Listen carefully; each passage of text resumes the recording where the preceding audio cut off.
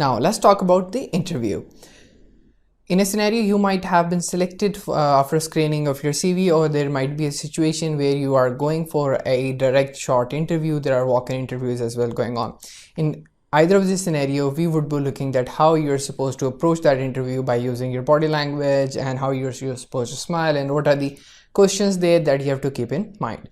So for now, we are going to understand the different settings and scenarios in which there might be an interview that you have to give. First, let's talk about the two situations where you can actually give your interview. The number one is that is in-person interview, or the other is the online interview. So you have two options for that, for when you're going for an in-person interview and an online interview. There might be two different settings for that interview. The first one is that your interview might be a panel interview where you're sitting alone. There might be 3 to 4 to 5 people, or in some cases there are 10 to 12 people for different positions that are sitting there and actually taking your interview. And in another scenario, there are just one-on-one session. There is one recruiter sitting there and going to take your interview. So there might be panel interview or one-on-one interview. So first of all, let's talk about the one-on-one interview.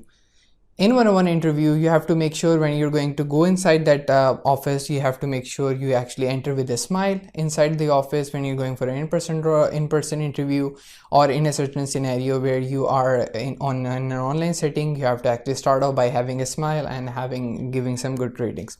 So in a single in-person session, when you're going for the interview, you can actually go and have a handshake at the start of the interview, and then you would be sitting. You should make sure it is a firm and soft handshake, not that hard, so it is going to give a friendly actually outcome, or a friendly gesture to that actual recruiter. But in terms of a panel interview, it is a bit hard to actually shake hands with everyone, but you can look at everyone and smile, and you can actually have a greeting with them, and then you're going to ask for permissions to sit, and then you would be sitting on that specific chair, and then you would be in a position to actually start discussing and talking with different people.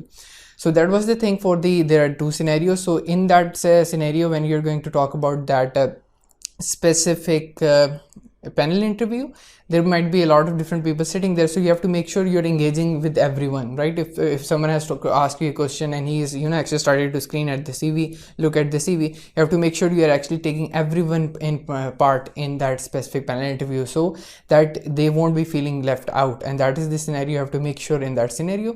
But in case of a one-on-one session, you can actually have a direct eye contact and you can talk to them, and in a panel interview you have to make sure you are giving eye contact to all of the people that are actually sitting there and having discussion with all of them.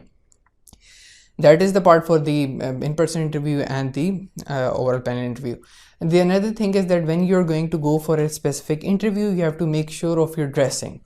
You have to dress professionally. Either if you're female or a male, you have to dress professionally. You should be avoiding the dark colors like black. Specific colors you can use, choose another tone of a blue and other specific tones that are actually helpful, and they give a positive first impression, right? Because some specific colors like bright red, black actually represent power. So in a first meeting, you should actually give a positive impact by having a specific different color. Blue is the most universal color that you can use, or the gray and other colors. You can use that as well in a scenario, but you don't have to use a lot of accessories when you're going for the interview, especially if you're a lady. If you're a man as well, you don't have to use a lot of accessories there. You should be dressed up simple and crisp and ready for the interview. So in case of you're going for an in-person interview, you have to make sure one other thing is that you have to take a copy of your CV resume as well along with you. They might be having that in advance, but in a case you can actually take that as well. But in some scenarios there might be one copy, there are two people sitting there, you can actually go and hand over that again. Once again, that should be of color print and of good quality. So that is the another scenario that you have to make sure of going in there. On an online scenario, most of the people do is that we have seen a lot of different videos as well online that they are actually dressed up on the top, and on the bottom they are not actually there wearing as something professional.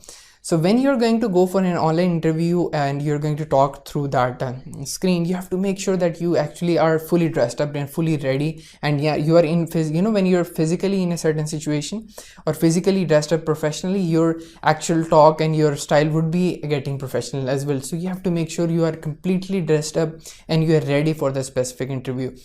And then when it comes for the online session as well, you have to make sure the internet connection is correct, and when you're going to talk to different people, let them speak first, and then don't actually interrupt when they're talking, and in that specific online scenario, as well as when you're going for an panel interview or a one-on-one specific interview.